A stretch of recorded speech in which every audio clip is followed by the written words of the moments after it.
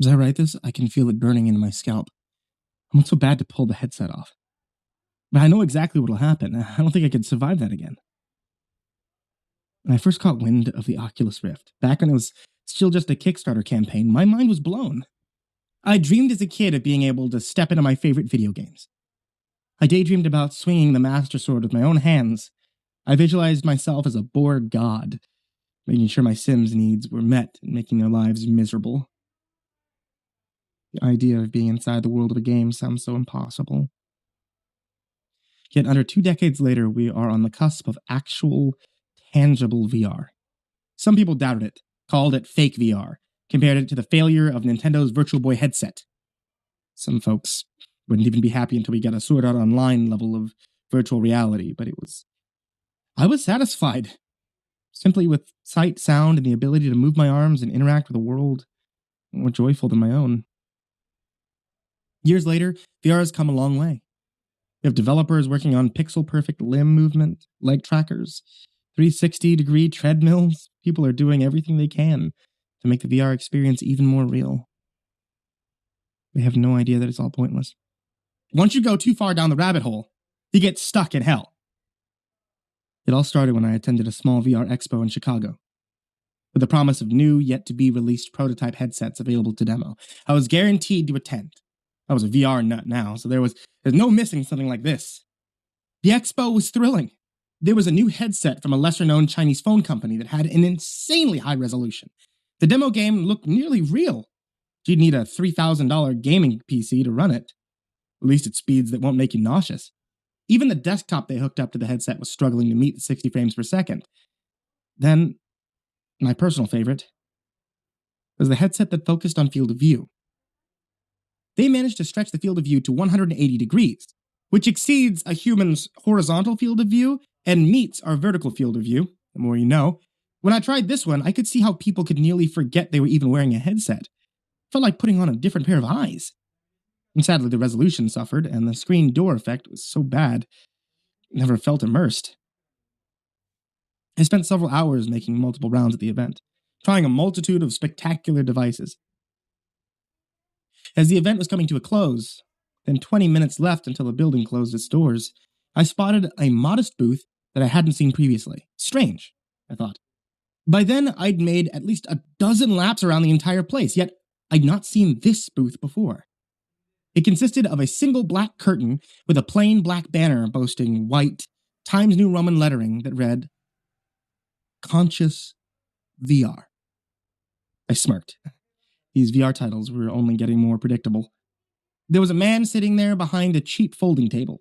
In front of him was the boxiest looking headset I'd ever seen. Its goggles ended in jagged edges, the strap was loose, seemed to be made of a cheap material. It was beyond generic, reverting past basic. The man himself reflected this dismal headset, adorned with a plain white t-shirt, a tired expression in his eyes, one that had them glazed over for hours. I looked bored. I walked over. 20 minutes was plenty of time to experience one more prototype. Conscious VR? I said, with a curious inflection. Mm-hmm. Man didn't open his mouth. So, what's the gimmick? Pointed to the hefty headset. It's pretty big, so what does it, have like a crazy field of view? Is it like super 8K resolution? Is it like one of those all-in-ones or something? I knelt down and got a closer look. I didn't want to handle the thing until I got some sort of reaction from the man. None of that, he muttered. Well, then what is it? He paused for a moment, staring at me, then to the headset. Without looking back to me, he simply said, Wakes you up. I sneered. What's that supposed to mean? It's like a cup of coffee? He certainly believed that a VR game or device could be designed to get your blood pumping, so it wasn't too skeptical. Oh, how tired are you? He asked, emotion still vacant in his voice. I was getting impatient. Reaching my hands out to the headset, I looked towards the man. He nodded, granting me silent, though unenthusiastic permission. The thing was heavier than it looked. Must have been 12 pounds at least. Immediately, I rolled my eyes. Whoever developed this wasted their time. Something this heavy would never be consumer or commercially friendly. I grasped the strap and stretched it over the back of my head. Then I laid the goggles on my forehead, struggling to find a means to adjust the tightness of it around my head before I blinded myself with it. but couldn't find anything. No way to tighten the straps, no knobs to adjust the forward position of the goggles, nothing. You'll need to hold it, I heard the man said, seemingly seconds away from a deep yawn. Seriously? A headset you have to hold? There goes any hope of innovation or even enjoyable gameplay you could have out of it. With a sigh, I did as he instructed.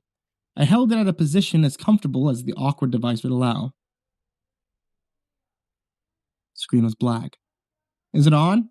I asked. There was no reply. This guy was starting to piss me off. Is there a button I need to press? Still silence. Forget it. I wasn't going to stand there and be made a fool of by someone who shouldn't have been there to sell me on the idea. I yanked off the headset. I immediately fell backward onto the ground, breathless. Everything was black. Every direction, up, down, left, right, it was all blackness, perfectly dark. It didn't sway or falter. A blackness flawless was unnatural, unnerving.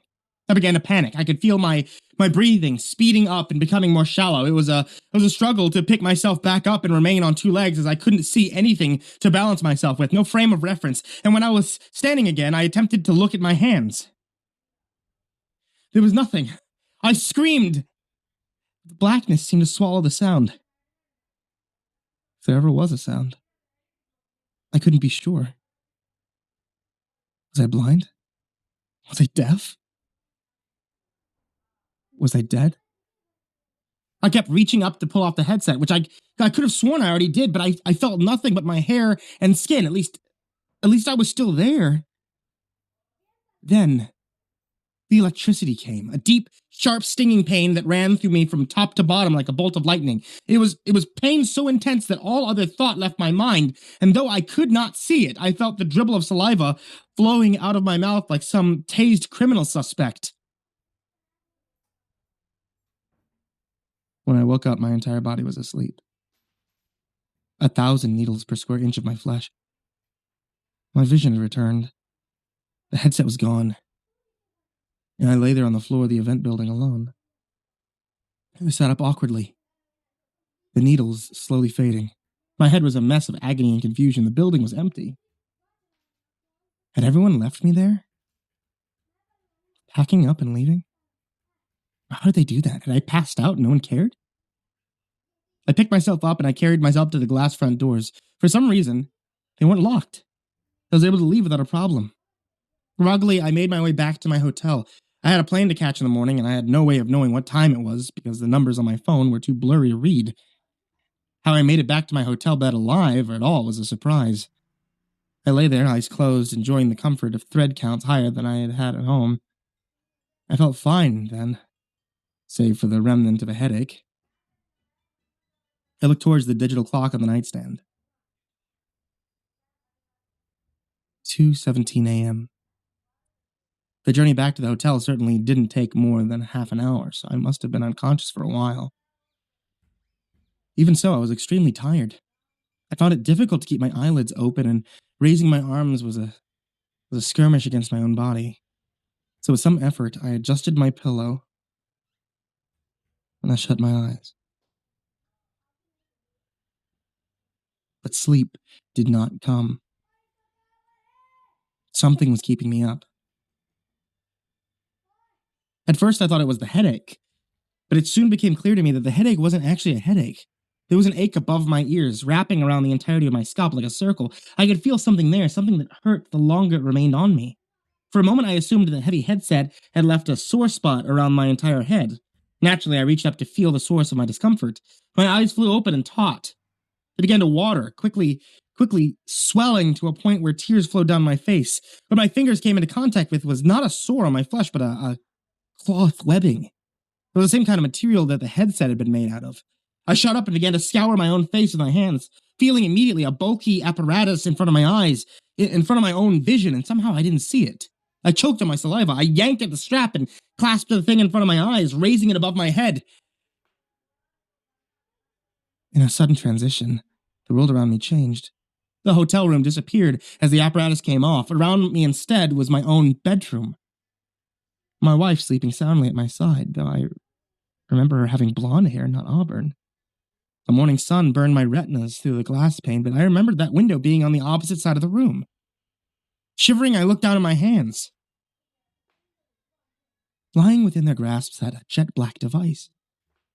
It wasn't the same device as the conscious VR headset that I had expected. This was more sleek, quite a bit lighter, more professional design.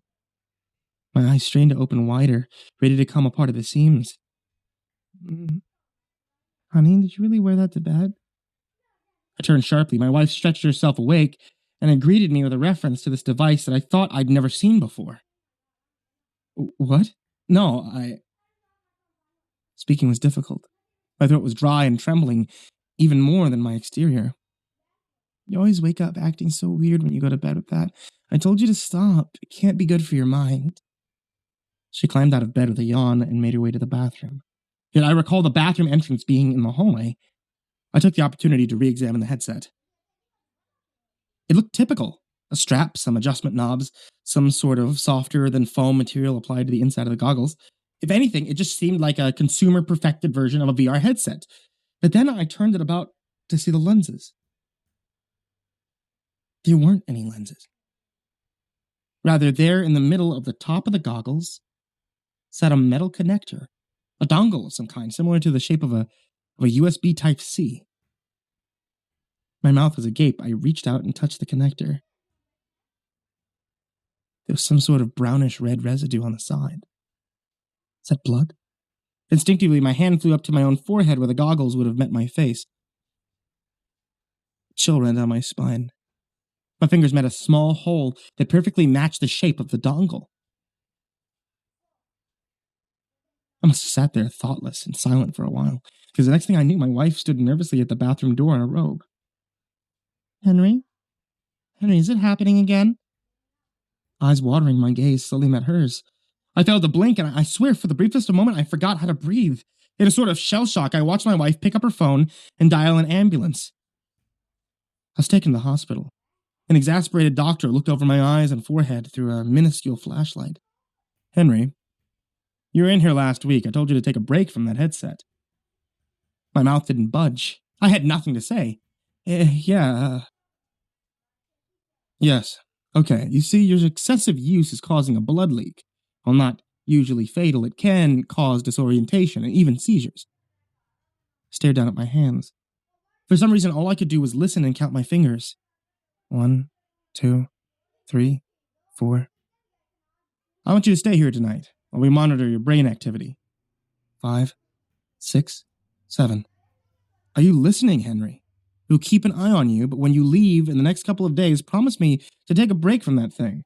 And by God, don't go to bed with it. 8, 9, 10. The doctor spoke to my wife just outside the room. A nurse came in to apply some monitors to my heart and temples. She let me know that if I felt a seizure coming on, or if I didn't feel right, I simply needed to press this red button next to the bed. My wife came in, kissed me, cried a bit, told me to get better, and she left. That night, the hospital was quiet. But I lay awake trying to figure this out. Was this reality? Had I come back to the real world? From some sort of hyper-realistic escapism? If this was the real world, why didn't I remember it? Sure, for the most part, my wife was the same. Our house was the same. The decorations were the same. The only big difference was the headset. I never remembered a headset like this existing. I didn't recall having surgery to implant an insertion point into my skull. This world was like the one I remembered, but only slightly different. My mind raced. I was beginning to wear myself down. Maybe I was overreacting to this. After all, if everything was essentially the same besides the technology of some weird headset, maybe I was worrying about nothing. I'd just go home, live my life as usual, and stop worrying about my wife by using this damn headset so much. I winced. My temples throbbed. Were they sending some sort of current through these monitors? I reached up to feel them, and my heart stopped. Webbing, a strap, another headset. Tremors flooded me as I lowered my hands. This time, I was too terrified to immediately rip off the apparatus. I was not prepared for another transition, another revelation showing me that not even this was real. I was still in yet another virtual world. I swallowed hard, but nothing went down. My throat was drier than ever. I didn't want to do it, but I knew I had to. If I didn't reach up and pull off this headset, I'd only live on not knowing, living a lie. Steadily, 1 inch at a time, my hands moved in unison up to the straps that I was now fully aware of. These were thinner, yet somehow sturdier than the last. Came off easily. I kept my eyes shut tight and only opened them slowly once the headset was entirely off. It took a moment for my eyes to adjust to the brightness of the room I was in. Once I came to, I could make out a large auditorium full of hundreds of people, laughter, excitement, just plain positivity. If I had to guess, this was an expo, but much larger than the one I attended with the Conscious VR booth. I quickly located a large banner toward the back of the hall. Welcome. Step into another world, 2019. What'd you think? An ecstatic voice nearly shouted in front of me. Huh? I managed to say. I looked ahead of me. I was holding the headset, which consisted of a thin white strap, a small rectangular box, a far cry from the goggle shape I was used to. The Cubic is great, huh? It's the smallest extenuous world device on the market. The guy was short but built. He obviously took care of himself. He was very excited about this product. Well, it's not on the market yet, but obviously we're going to make some waves, right? Strenuous world. Is that what they call VR here? Once again, my breathing became troublesome and stressed. The world already seemed far more different compared to the last shift. People wore hairstyles that seemed out of place to me. Several other people walked around with IVs coming from stylized backups and implemented into their wrists like the world's version of vaping. A woman walked in with a species of animal I didn't recognize. Without a word, I handed the device back to him and walked away. I exited the event, searched for my wallet, thankfully found a key card with the information to my hotel room. When I made it back to my room, I sat down at a rolling chair in front of a thin wood desk where a laptop lay. I opened it. I quickly scanned over the icons: Google Chrome, Microsoft Edge, a classic RuneScape launcher. It was exactly the same as my original laptop. The brands were the same, the icon positions were the same, even the classic RuneScape played identically to what I remembered. My head collapsed onto my hands and I sobbed. I wanted to scream, yet I sat convulsing in tears because it didn't matter that the differences still weren't major, because it didn't matter that I could probably pick up the phone and still hear from my very same loving wife. I cried because I had absolutely no idea what original actually meant anymore. I cried because as my face sat in the palm of my hands in a puddle of my own tears, I could feel yet another set of webbing around my head, another strap, another headset, another fake world. I haven't shifted worlds again. I'm still in the last one, noticing more and more differences than I had before. That new Nintendo console I purchased a couple months ago, it hasn't released yet here.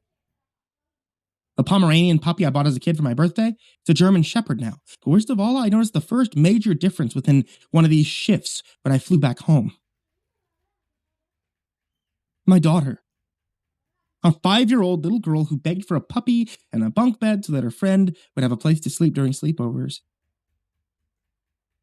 She wasn't our daughter anymore. She was now a 14-year-old he.